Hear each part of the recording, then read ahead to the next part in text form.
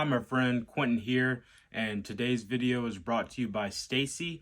And Stacy asked, what's the difference between an LLC, an S-Corp, and a C-Corp?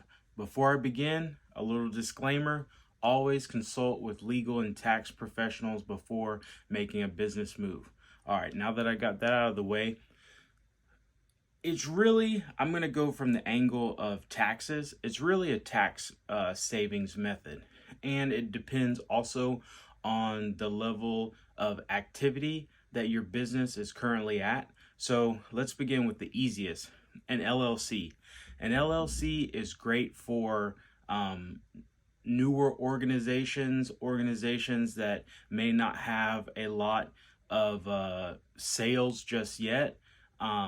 Because it's one of the least paperwork requiring entity types. So especially if you are a sole owner or a single member LLC, LLCs stand for Limited Liability Corporation. They protect your personal liability, but they also, if you are a single member, you can elect to be treated as a disregarded entity.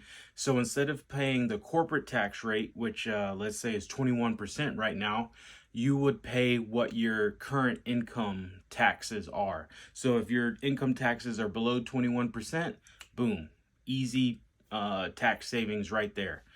Now, the downside of an LLC is that, one, it's a cap to how many members it can have and the type of members per se.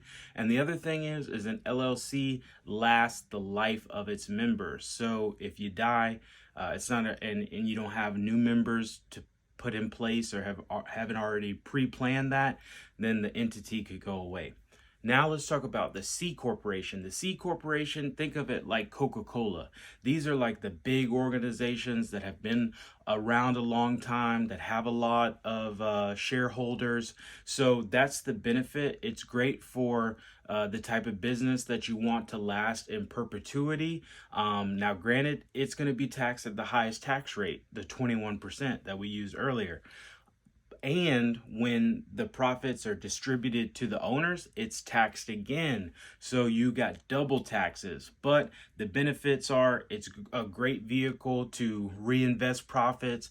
It's a great vehicle to get new shareholders, to raise equity, to raise debt. So those are the benefits. Now the S-Corp. The S-Corp, let's kind of think of it kind of like in between the two, in the sense of it gets rid of the double taxation in that the owners will pay the profits, the taxes on the profits, better yet. So it's kind of like a pass-through type situation where the income and losses are received directly in proportion by the ownership share. So if you and I got into a business 50-50, I'll be taxed on 50% of the profits, you'll be taxed on 50% of the profits. And another important fact is that it's more of a tax status more so than an entity type. So an LLC and a C-Corp, to my knowledge, can be requested to be taxed as an S-Corp. So I think that's a quick overview of the differences between the different entity types.